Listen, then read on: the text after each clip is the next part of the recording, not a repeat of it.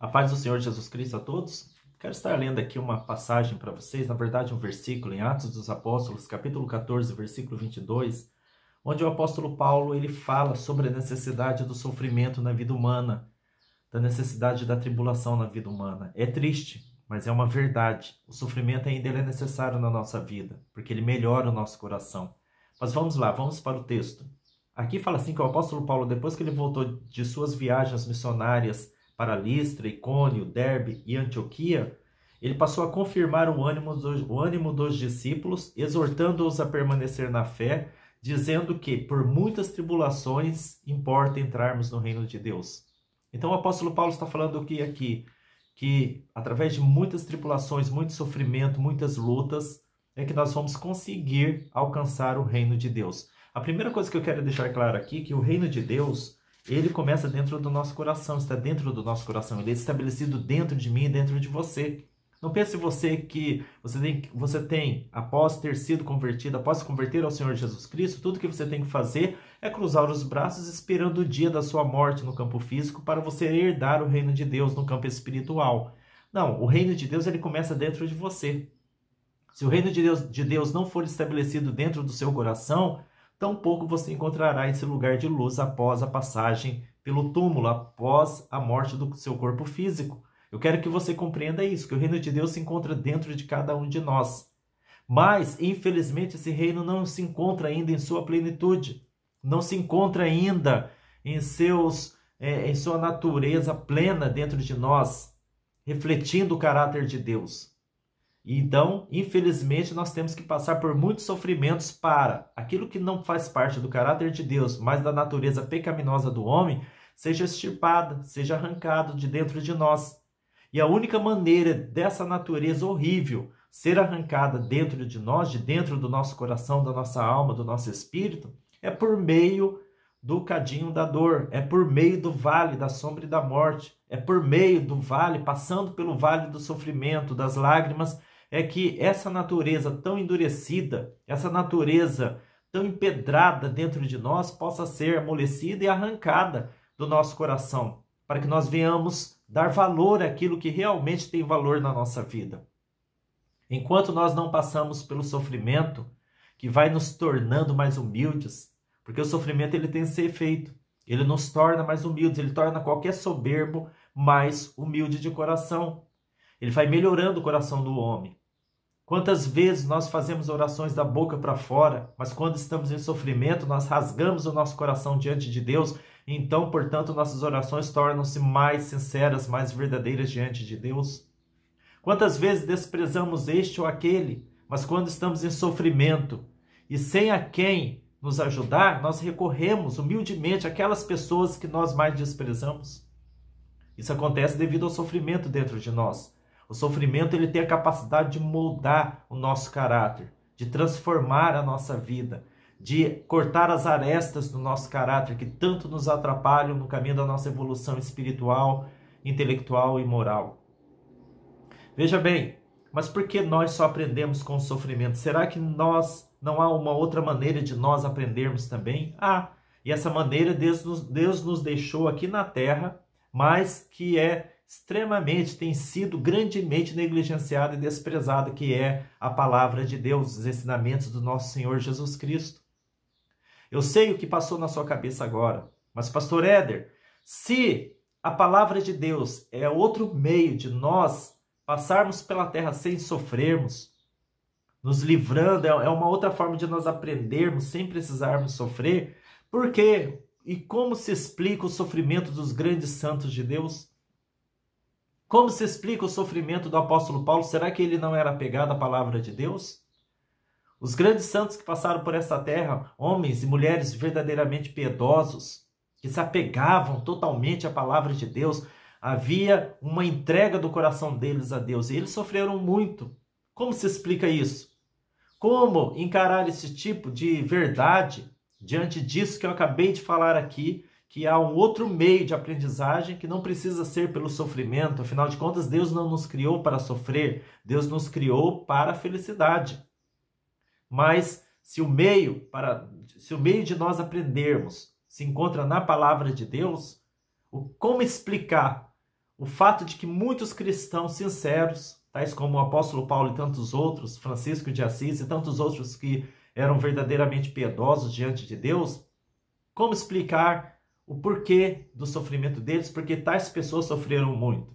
O que você não pode esquecer é que eles, embora grandes santos diante da humanidade, grandes homens e mulheres de Deus, ainda carregavam dentro de si as marcas de um desenvolvimento diabólico, carnal, perigoso dentro do coração deles, natureza essa pecaminosa que foi muito alimentada antes deles se tornarem cristãos e que carregavam dentro de si. Então eles são semelhantes a ouro, assim como eu e você somos semelhantes a ouro, que embora tenha o seu valor, ainda assim precisaremos passar pelo fogo, assim como o ouro, embora sendo uma pedra valiosíssima, precisará ainda assim passar pela mão do ourives, onde fará com que essa pedra de ouro tão valiosa passe várias vezes pelo fogo para que possa alcançar a purificação.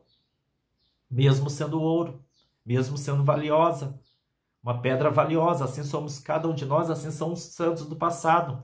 O apóstolo Paulo, antes de ser o grande apóstolo Paulo, que serve hoje como exemplo para todos nós cristãos, você não pode esquecer que ele deu voto de morte para mulheres e crianças antes dele ser convertido ao Senhor Jesus Cristo, deu voto de morte para muitas famílias que seguiam o Nazareno, que seguiam Jesus. Então ele não foi flor que se cheira, ele não foi uma pessoa fácil, carregava dentro de si muitas mazelas, carregava dentro de si muitos pecados e precisava ser purificado, mesmo agora como apóstolo. Então, ele estava agora, sim, se apegando à palavra de Deus e construindo uma nova vida. Ele escolheu agora, sabiamente, as sementes da palavra de Deus para semear naquele campo onde ele antes semeava apenas a maldade. E, portanto, teve que colher as maldades antes plantadas. Não é porque você se converte, que você adquire o perdão de Deus para a vida eterna, que você não vai colher aquilo que você plantou lá atrás. Não é porque você se tornou um santo, se apegando hoje à palavra de Deus, que não há impureza mais dentro do seu coração. Pode não haver mais impureza nas intenções do seu coração daqui para frente, porque a partir de agora você decidiu tomar o caminho da luz, o caminho do Senhor Jesus Cristo. Mas isso não quer dizer que não haja algo para ser purificado dentro da sua vida, do seu coração. Há sim, como há dentro do meu coração, dentro do coração de todos os santos de Deus. Precisamos ser purificados. E para isso, nós teremos de passar, sim, pelo duro e doloroso processo da colheita, daquilo que, segundo a semente que nós plantamos lá atrás. E enquanto nós insistirmos, mesmo como cristãos, enquanto nós insistirmos como cristãos, a continuarmos respondendo daqui para frente como cristãos, a continuarmos respondendo às circunstâncias variadas que a vida nos apresenta, as várias circunstâncias da vida que nos apresentam, que desafiam o nosso ego, enquanto nós continuarmos respondendo tais circunstâncias de acordo com a mesquinharia que há no nosso coração, significará que, embora no caminho do Evangelho, nós ainda não aprendemos o Evangelho, porque não estamos colocando-o em prática em nossa vida. Então, daí, quando nós não respondemos ao Evangelho, semeando uma semente totalmente contrária daquela que estão semeando aos nossos ouvidos através de palavras de críticas, palavras de injúria, de maledicência. Enquanto nós não deixarmos de pagar na mesma moeda, mas pagarmos com a benevolência, com o amor ao próximo, conforme é indicado no Evangelho, enquanto nós escolhermos pagar na mesma moeda, ao invés de pagarmos segundo a benevolência de Deus, como ensinada no Evangelho de Jesus Cristo, nós haveremos de passar pelo vale da dor, pelo vale do sofrimento, até que nós venhamos nos desapegar dessas ilusões egocêntricas, dessas ilusões materialistas a que somos apegados. Todos nós estamos num determinado grau de maturidade espiritual, portanto, todos nós responderemos às circunstâncias adversas que se apresentarem à nossa frente de uma maneira. Nossa visão é muito curta com relação à eternidade, mas muito longa com relação ao materialismo desta terra. Quando eu falo materialismo, não estou querendo dizer apenas o apego às posses materiais, ao dinheiro, ao ouro, à prata, mas apegados nós ao nosso egoísmo, ao nosso ego, às nossas vaidades, ao nosso orgulho. Isso também é materialismo, porque nós estamos apegados àquilo que é carnal. E não tem maneira mais eficiente de nos desapegarmos de nós mesmos e voltarmos os olhos para a eternidade, para as questões espirituais, do que quando estamos com lágrimas nos olhos, do que quando estamos sofrendo. Infelizmente, o sofrimento ele é necessário. Lembra do filho pródigo? Enquanto com seu pai, ele estava ali insatisfeito, sem valorizar a presença do pai. Mas quando é que ele passou a valorizar tanto a casa quanto a presença do pai? Quando ele parou dentro de um chiqueiro. Aí ele passou a valorizar o que ele tinha na casa dele, o pão que ele comia na casa dele, porque até aquele momento ali, dentro do chiqueiro, ele estava desejando as lavagens de porco, estava desejando comer, se alimentar daquilo que os porcos estavam se alimentando. E ele lembrava do pão limpinho que ele comia à mesa junto com seu pai. Ele lembrava da cama limpinha em que ele dormia na fazenda do seu pai. Lembrava da presença amorosa do seu pai, coisa que ele não tinha mais lá dentro do chiqueiro, no meio de estranhos também. Então o sofrimento moldou o coração daquele jovem. O sofrimento também, ele nos molda. Ele nos molda. Enquanto nós tivermos uma visão curta com relação à eternidade, não valorizaremos, aliás, as atitudes que nós devemos ter, que têm peso de eternidade, que são as palavras do Senhor Jesus Cristo. Por isso, daí o motivo de nós termos de passar por muitos sofrimentos. E já que temos que passar por sofrimentos, eles nos melhorem, e eu quero que você saiba que Deus está por trás de todo o processo doloroso que acontece conosco, sempre ali nos estimulando a seguirmos em frente, nos consolando, nos dando força, porque você não pode ignorar isso. Por isso que o apóstolo Paulo confirmou a fé do povo da igreja de Antioquia. O que é confirmar a fé?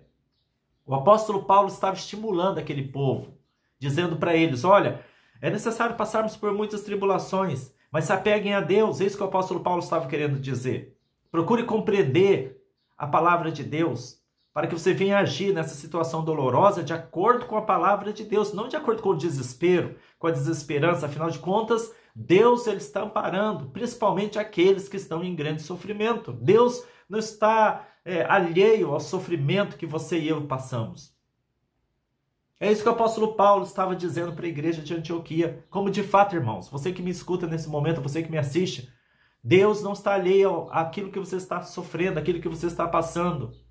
Mas, para que você venha suportar o processo, é necessário você confirmar a sua fé também no Senhor Jesus Cristo. Confirmar não quero dizer que você tem que confessar, vamos dizer assim, como os evangélicos geralmente falam. Confessar, você tem que confessar o Senhor como Jesus, Senhor e Salvador da sua vida. Logicamente que nós temos que fazer isso, mas confirmar a fé significa o quê? Enraizar nossa confiança no amor, na providência de Deus, crendo que nós não estamos desamparados do seu amparo, da sua providência, e que vamos superar, sim, esse vale de dor. Vamos superar e vamos passar lá do outro lado muito melhores do que quando iniciamos nesse vale. Muito melhores, pode ter certeza disso. Então, resumindo, nós todos temos uma alma tão indisciplinada que precisamos ser disciplinados, corrigidos. O sofrimento, a semelhança de um bisturi doloroso que corta o paciente, mas corta para extrair o tumor cancerígeno que há dentro dele, assim é o sofrimento com relação a nós também. Embora muito doloroso, mas vai arrancar muita coisa que não presta de dentro de nós, curando a nossa alma, curando o nosso coração. Confie em Deus, você não está desamparado de Deus. Se apegue às Escrituras Sagradas, se apegue à Bíblia Sagrada. É assim que nós vamos superando nossas próprias mazelas, nossas próprias dificuldades. Que Jesus te abençoe grandemente.